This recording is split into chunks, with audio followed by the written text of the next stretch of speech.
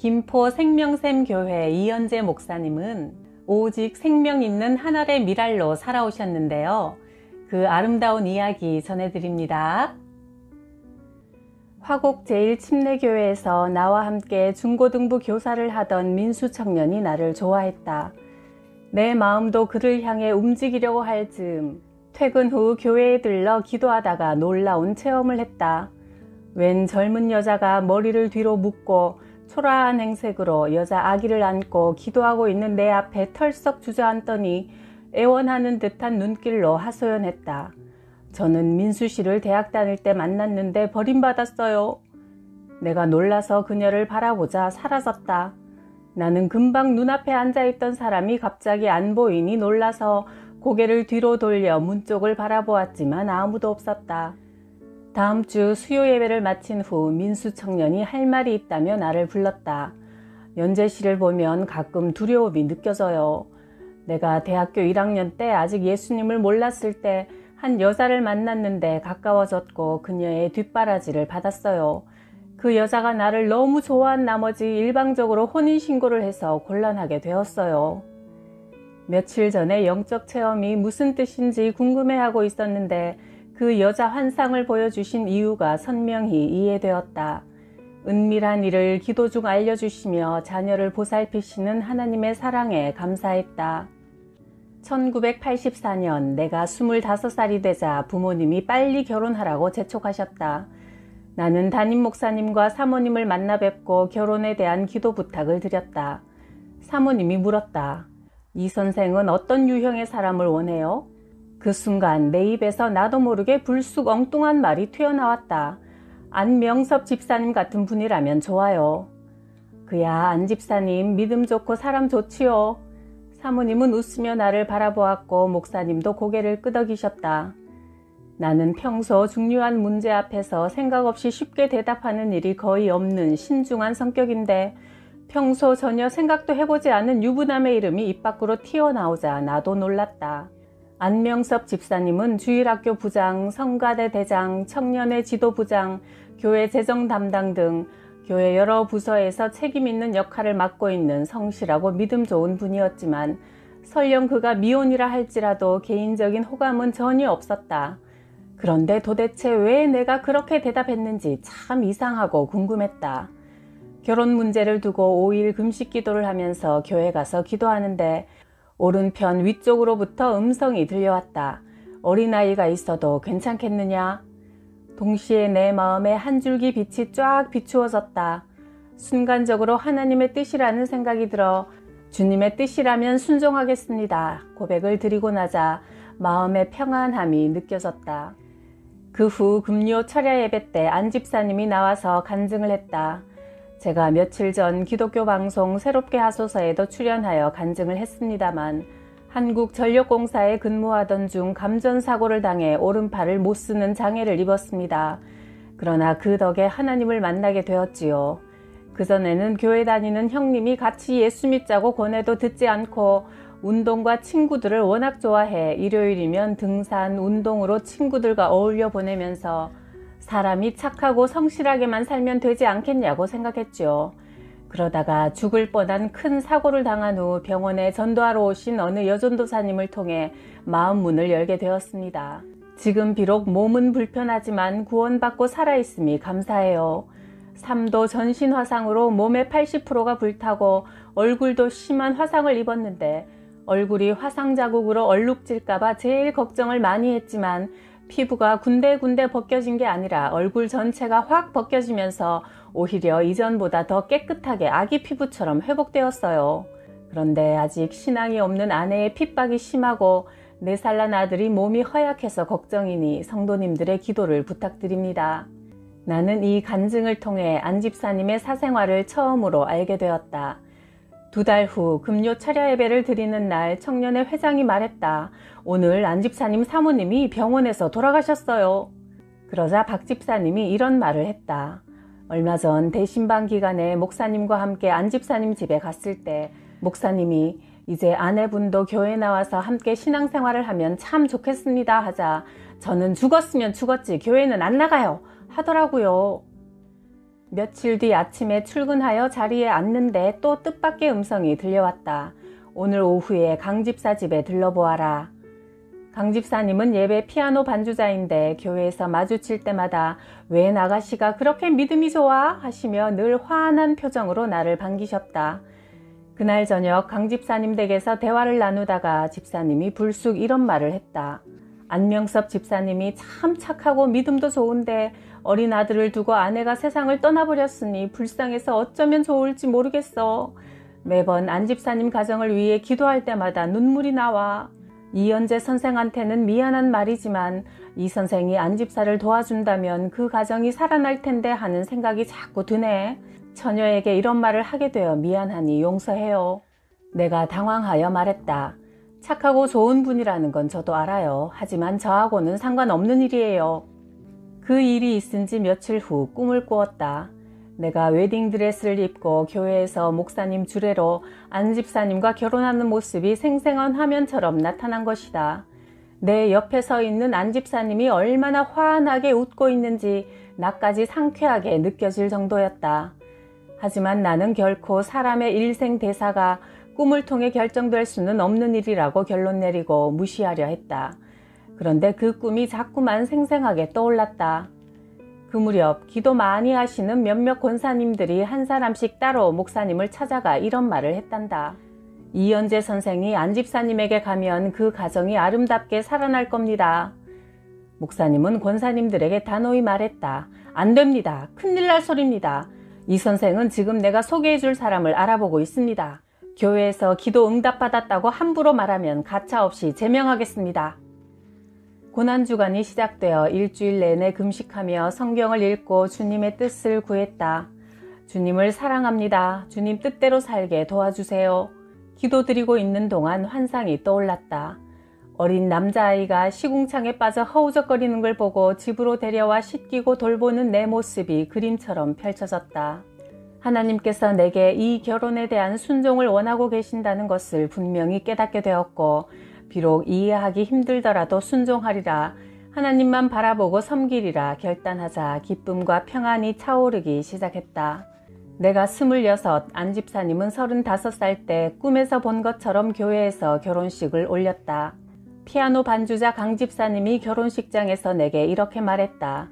이 선생의 모습이 성령으로 겹겹이 쌓여 있는 것 같다는 생각이 들어요. 나는 마리아가 예수님에게 옥합을 깨트린 것처럼 내 순종의 마음이 하나님께 향기로운 제물로 바쳐지기를 바라는 마음뿐이었다.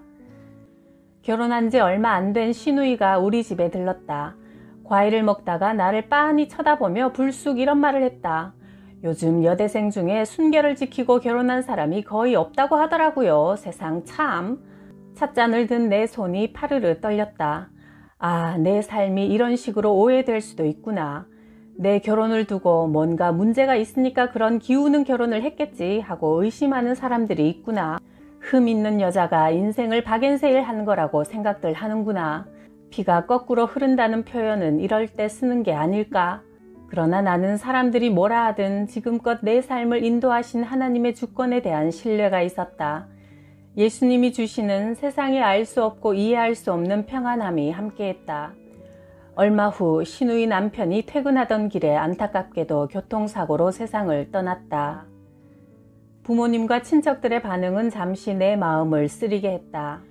연재가 예수 믿더니 사람을 버렸어. 어려서 너무 귀하게 기르면 커서 팔자가 사납다는 옛말이 딱 맞아. 그러나 나는 내 인생이 하나님의 섭리 안에서 인도됨을 믿었다. 여호와여 내가 알거니와 인생의 길이 자기에게 있지 아니하니 걸음을 인도함이 걷는 자에게 있지 아니하나이다. 예레미야 10장 23절. 아버지는 자기 의가 강한 분이라 평생 남에게 패기치지 않고 살아왔다는 자부심이 있었다. 사람이 한 번 죽으면 다 끝나는 거 아니냐? 정신은 있지만 영혼이 있는지는 모르겠다 하셨다. 부모님의 영혼 구원을 위해 연말 40일 새벽기도, 고난주간 40일 새벽기도 때 매일 헌금과 함께 간절한 마음을 올려드렸다. 아버지가 뇌경색으로 쓰러지자 하루는 엄마가 직접 목격한 동네 권씨 아저씨에게 일어난 기적을 아버지에게 이야기했다. 목암으로 고생하는 권 씨에게 병문안을 갔더니 목 둘레까지 암이 전이되어 수술하고 다시 복부에 전이되어 누워있더라고요. 의사가 이제 집에 가서 먹고 싶은 건 먹고 편히 쉬라고 했다면서 권 씨는 난 이제 틀렸어요. 가망이 없어요. 포기했는데 권 씨 부인이 교회 신자라 그 교회에서 사람들이 꾸준히 와서 예배드리고 기도하더니 지금은 언제 그랬냐는 듯 거짓말처럼 깨끗이 나아버렸어요. 그래서 새벽 4시가 되면 부부가 나란히 새벽기도에 나간대요. 이불 깔고 죽을 날 기다리며 누워있던 사람이 어느새 건강한 모습으로 오토바이 타고 다니는 것을 보니 예배가, 찬송이, 기도가 저렇게 좋구나 싶어 무척 놀랐어요. 자기 의가 강한 아버지께 나는 죄의 개념에 대해 말씀드렸다. 돌멩이가 크든지 작든지 강물에 던지면 다 가라앉듯이 하나님 보시기엔 큰 죄나 작은 죄나 다 똑같아요. 행위의 죄뿐 아니라 생각이나 마음의 죄도 무서운 거고요. 누구라도 죄를 가지고는 천국에 못 가며 죄의 대가는 사망이고 지옥이랍니다. 아무리 작은 죄라도 사람 스스로 죄를 씻을 수 없기 때문에 예수님이 십자가에서 우리 죄를 대신 지고 피 흘려 죽으시고 다시 살아나셨으니 예수님을 구원자로 믿으면 영생을 얻고 안 믿으면 멸망해요. 하나님만 선하고 의로우신 분이시기 때문에 이 세상에 어떤 사람도 내가 의롭다고 주장하면 그것이 바로 죄랍니다. 한 번 죽는 것은 하나님께서 사람에게 정하신 일이요. 그 후에는 심판이 있다고 하셨어요. 마침내 아버지가 예수님을 영접하셨고 아버지는 그동안 방에 누워만 계셨는데 주님을 영접한 후 혼자 일어나 걸음을 옮기고 방 문턱을 넘으셨다. 그 후 방송을 통해 늘 설교 말씀을 들으며 지내시다가 세례를 받으셨다. 7년 후 어느 날 기도 중 환상을 보았다. 아버지가 젊을 때의 모습으로 삶과 죽음이라는 제목의 책을 들고 방문을 열고 나가시더니 방에 다시 들어오지 않으셨다. 그날 새벽 3시경 편안하게 돌아가셨다는 엄마의 전화를 받았다. 그 뒤 엄마는 교회에 등록하고 신앙생활을 시작하셨다. 교회 가면 마음도 평안하고 다 좋다. 신앙생활을 너무 늦게 시작한 게 아쉽구나. 좀 더 빨리 하나님을 알았더라면 얼마나 좋았을까. 내가 결혼 전 내발산동 아파트에서 자취할 때 언니 동생하며 지내던 주인집 여자가 며칠 내내 자꾸 생각이 났다. 내가 여러 번 교회 가자고 해도 남편이 싫어한다면서 가지 않았었다. 몇 년 만에 찾아가니 그녀가 휠체어에 앉아서 나를 맞았다. 깜짝 놀라는 내게 그녀가 울음을 터뜨리며 말했다. 언니, 왜 인제 왔어요? 내가 언니 생각을 얼마나 많이 했는데요. 어느 날 새벽에 탈영병이 집안으로 들어왔어요. 군복을 입은 채로 도시가스 배관을 타고요. 남편은 지방에 가고 없었거든요. 너무 놀라 소리를 질렀더니 흉기를 들고 위협해서 베란다로 피하던 중 그만 5층에서 아래로 떨어졌어요. 바닥에 떨어지는 순간 나 죽었구나 하는 찰나에 언니 생각이 났고 그 뒤로도 매일 언니가 교회 가자고 할 때 따라갈 걸. 이젠 내 처지가 이래서 가고 싶어도 못 가는구나 한탄하고 있을 때 여의도 순복음교회 성도들이 집에 와서 예배를 드려주고 있어요. 내가 말했다. 비록 몸은 불편해졌어도 하나님을 믿게 된 것이 가장 큰 복이야. 2002년 남편이 목사 안수를 받고 생명샘 교회를 개척했다. 나도 목사로 부르시는 사인이 있었다. 꿈을 꾸었는데 초록빛 칠판에 이연재 목사라고 크게 쓰여 있었고 어떤 신사가 정중히 안내하는 곳으로 따라가니 목양실 탁자 앞 명패에 목사 이연재라고 또렷이 쓰여 있었다. 나는 다시 신학 석사 과정을 시작한 후 목사 안수를 받았다. 목사가 되고 나서 개척교회 목사님들을 많이 만나게 되었다. 나보다 더한 어려움들을 겪고 계셔서 100만원, 200만원, 300만원, 500만원 여러 번 헌금으로 드렸다. 큰딸이 유학 간 뒤 재정적으로 어려움을 겪을 때라 매번 마이너스 대출을 받았다. 몇 년 후 나를 전혀 모르는 여자 목사님이 이런 말을 하여 깜짝 놀랐다.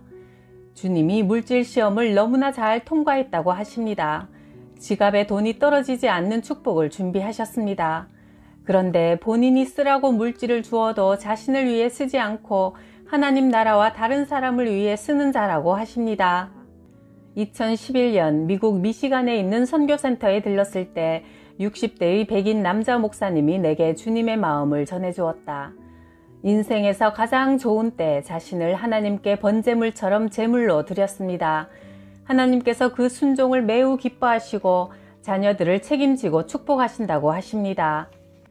큰딸이 예고에서 피아노를 전공하고 한양대에 도전한 실기 시험날 갑자기 오른팔 통증으로 식은땀이 흘렀다. 입시에 실패한 딸은 몇 날 며칠 시리에 빠져 지내다가 교회 고등부 수련회에 참여했다. 3일째 되는 날 밝은 목소리로 전화했다. 엄마, 부르짖고 기도할 때 성령 체험을 했어요.